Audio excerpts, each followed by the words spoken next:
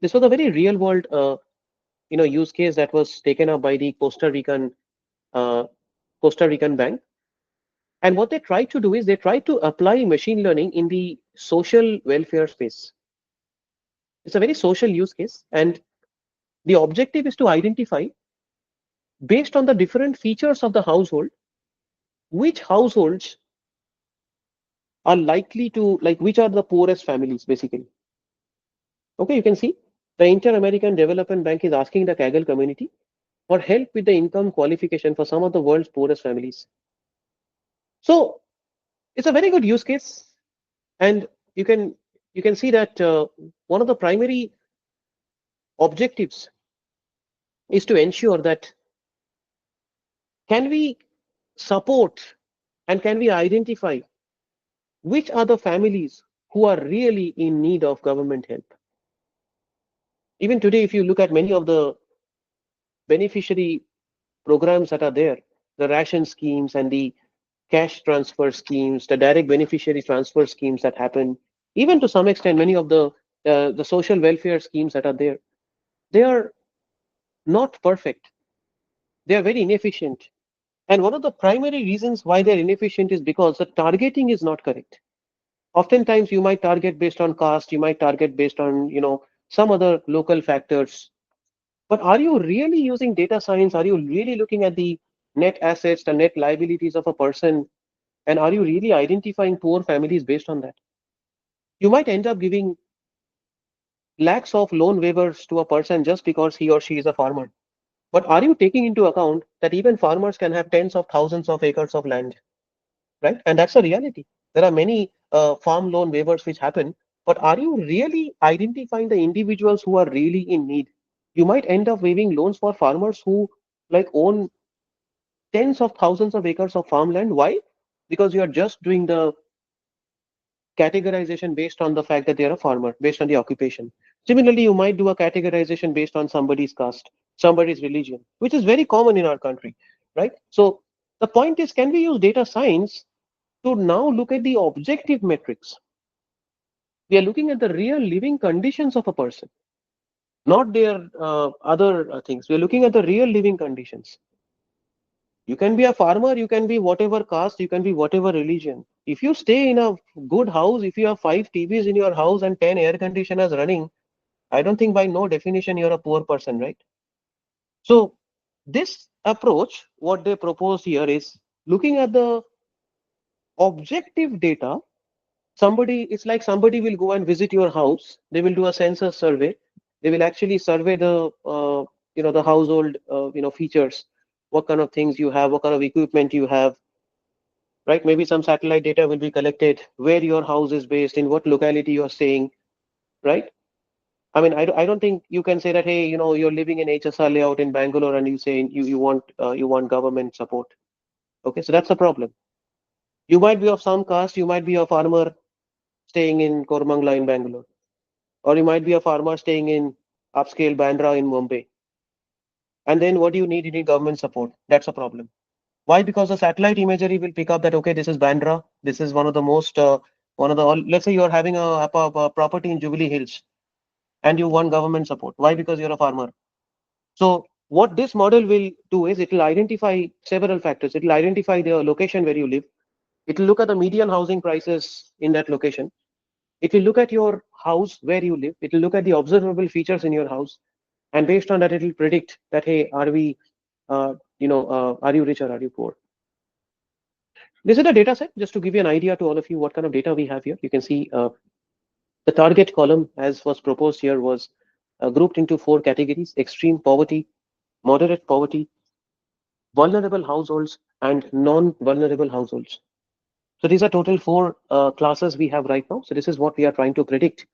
And this is the output column. And these are the features of the house. I told you that we are looking at the observable features of the house. So we are looking at features like number of tablets in the household. And how is this data collected? Even this is important, right? You might be wondering that, Sayan, what is the guarantee that this data is collected correctly? And that's a very good point. That's a very good point that you raise, because if your data is not right, nothing we are discussing makes sense. Nothing we are discussing will add up if your data is not right. And this goes back to all our discussions we have had so far. We are trusting on our data.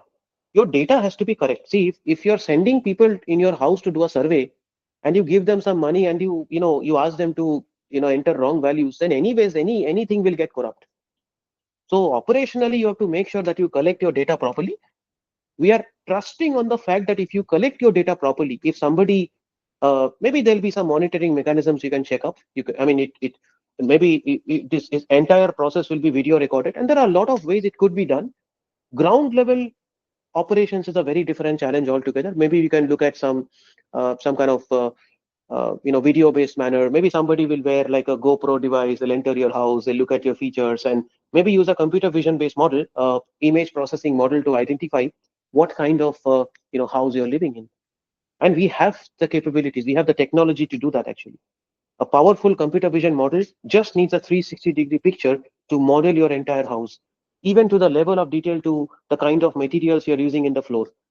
It's not like a normal floor, but it's a very posh set of tiles you're using, or let's say a carpeted floor, like uh, and that'll tell a lot about the kind of the wealth of the family to some extent, right?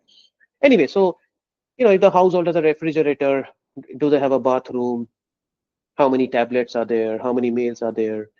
These are some demographic attributes in terms of age. What is the average age of the household? Years of schooling. You're trying to understand something about the education level of the household. The size of the household is an important factor, because it's a very big house, then that's another thing, right? So why is it important? Because you're trying to somehow correlate the size with respect to the total number of persons. Okay, I think if it's a rich family, then the more the number of persons, the bigger the house. And if it's a poor family, the I mean, despite having a lot of people, the size is still very small. A lot of people are cramped. So this is a very good indicator in terms of the family wealth. In terms of, okay, we're also looking at factors like what is the material used in the wall, what is the material used in the floor. This is what I was mentioning. You can take pictures and predict that. Okay, and how is the electricity coming? Toilet. Okay, source of energy. This is actually very important. Okay, and this could be a very very interesting factor to for poverty prediction. What is the energy source for you are using for cooking? Is it electricity? Is it gas? Is it charcoal? So if you see that somebody is using wood and charcoal for cooking, I think that's a very clear indicator that the family is not well off, because they cannot afford electricity, or maybe they stay in a place where there is no current, where there is no gas that goes, or maybe that's too costly. Cooking gas is too costly, so they're still using wood charcoal for cooking, although it's very unhealthy and it's very unsafe. Okay, so these are some very important factors we have seen: wall quality, roof quality, uh, some demographic factors, things like that. Lots of features we are looking at. The region where the house is located, how many TVs are there, does it have a TV, does it have a laptop, does it have a mobile phone, right? And based on all these features, these are all X's, right? You can see there's close to 100 odd features we are tracking. And based on all these features, we are trying to predict uh, the kind of poverty level of the household. It's a multi-class classification problem. Why? Because there are 4 classes we are trying to predict. Okay, and again, we will have historical data. We would have collected the data from other families. Historical data we would have collected, and based on that, next time we come across a new family in a new area, we will look at their features and say, okay, are you rich, are you poor, or are you what class you belong to? That is the key takeaway. One more very interesting point I would like to highlight: if you look at these 4 classes seem to be overlapping to some extent. Okay, so there are 4 classes, but they seem to be overlapping to some extent. Okay, so if you look at extreme poverty, if you look at moderate poverty, and if you look at vulnerable household, all three are poor, right? Now, all that we are trying to do is we are trying to identify the degree of poverty. And remember, this is a very hard problem. Okay, so identifying the degree of poverty is a very hard problem. This is a very hard problem that we are trying to solve. Why am I saying this? Why am I making this statement? The reason is because, if you see, the reason is because there will be a lot of cases where model predicted extreme poverty, but actually it will be moderate poverty. Think about it, because we talked about confusion matrix, right? So what are the steps involved? First step is you take the data, the training data, and you build a model. And after you build a model, you will evaluate your model against the test data. Just how we discuss. We will create a confusion matrix and we will try to evaluate the model against some test data. Okay. You will find a lot of cases where model predicted vulnerable, but I'm sorry, model predicted extreme poverty, but actually it is moderate poverty. You will find a lot of cases where model predicted moderate poverty, but actually it is vulnerable. But if you think about it, they're all poor, right? It is able to classify the poor part correctly, but what it is not able to classify that well is the degree of poorness. And this brings us to a very important discussion in terms of framing the problem. So you need to now decide uh, from a business perspective, from a government perspective, like, is it important for the government to decide the level of poverty? Even now, a lot of the direct beneficiary transfer schemes, if you see, they're just classifying it in a binary manner, right? Is your income falling below this threshold? If your average income is below this threshold, then you are considered to be poor and you need government support. Yes or no? Like that. You don't really need four classes. And conceptually, this is the concept, okay? Conceptually, the more the number of classes you have, the lesser the accuracy and the more the errors you will end up making.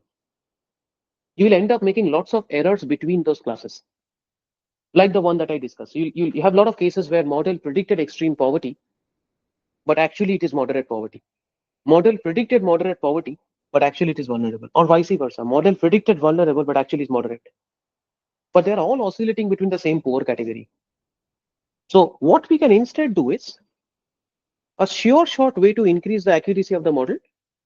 A sure short way to increase the accuracy of the model would be to group these three categories and call them poor, and to group this category and call them rich. Okay, something like that. Very simple data pre-processing we can do right at the outset when we start solving the problem. We can convert it to a binary problem, because binary classification is inherently easier to do. Even accuracy wise, you will get a slightly higher answer, a slightly higher accuracy if you're doing binary classification. And it's quite obvious, right? I mean, it's conceptually quite obvious because it's an easier problem to solve. You are either saying, hey, are you rich? Are you poor? It's a lot easier to do. But within that poor, if you're trying to classify that, hey, these are the three different categories of poor, tell me exactly what category it is. The more the number of classes you start adding, the more difficult the problem becomes, and the harder it becomes. And obviously, you will find a big impact on your accuracy metrics. So that is the other thing that you will report. So these were some of the key ideas that I wanted to clarify in this exercise. You can go over it. The complete solution is shared with you. I have also shared a very interesting reference paper, in the Indian context, measuring poverty in India with machine learning and remote sensing. This is very interesting because what they are doing is they are not only looking at the census data. This was from the Costa Rican, use case, which I've shared the solution file for. This paper is in the Indian context. And here we talk about the kind of data and see, very interesting. Not only are we taking into account the census data, the census data is the one that we discussed, right? So data from the census survey. You'll send people to the homes and you will, find out the observable features and all that. Not only are we getting the household data, we're getting the material living conditions, right? This is something we talked about, but we are also trying to get data from satellite imagery. Very interesting.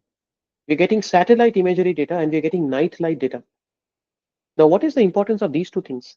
Well, nightlight data will tell me about, let's say if you're taking a picture of an area at night, if you're looking at a satellite image, like, you would have seen some of those NASA images, no? Sometimes they come up with those, beautiful pictures of the Earth, how it looks like uh, at night.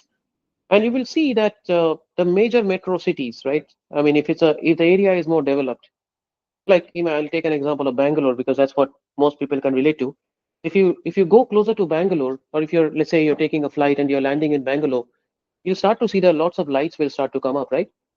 That means there is more electrification. That means in that area, in that 100 square kilometers or 1,000 square kilometers, area that you see, there is a lot of electrification. That means there's a lot of development.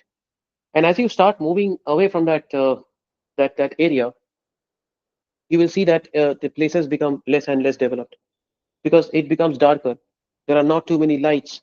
And maybe as you get towards the villages, the outskirts of Karnataka, right? I mean, it's not Bangalore. Everything is not Bangalore in India, right? So as you go towards the outskirts, you will see that there is no electricity. There are still villages which have only few hours of power that come in a day, and there are a lot of blackouts that happen. And if you look at it, that's a very good indicator of development. Okay, so the nightlight data will also be one of the features that will be used to identify the level of poverty in the household. So we will look at the observable living conditions, like the thing that we talked about. We will look at the nightlight data to make a sense of the area as a whole, the locality as a whole, right? And try to make sense of the wealth of the household based on the locality. We will look at the satellite imagery data. Satellite imagery can give us other very interesting metrics. So satellite imagery will tell us about the area, and maybe in a 100 square kilometer radius, 100 square kilometer radius that we look at, we can track that, hey, 100 square kilometer area that we see, we can basically track how many hospitals are there, how many parks are there. Okay, what is the road infrastructure that is there? So you can even look at a Google Maps, and you can look at a satellite imagery data, and based on where your house is located, you can find out all these factors.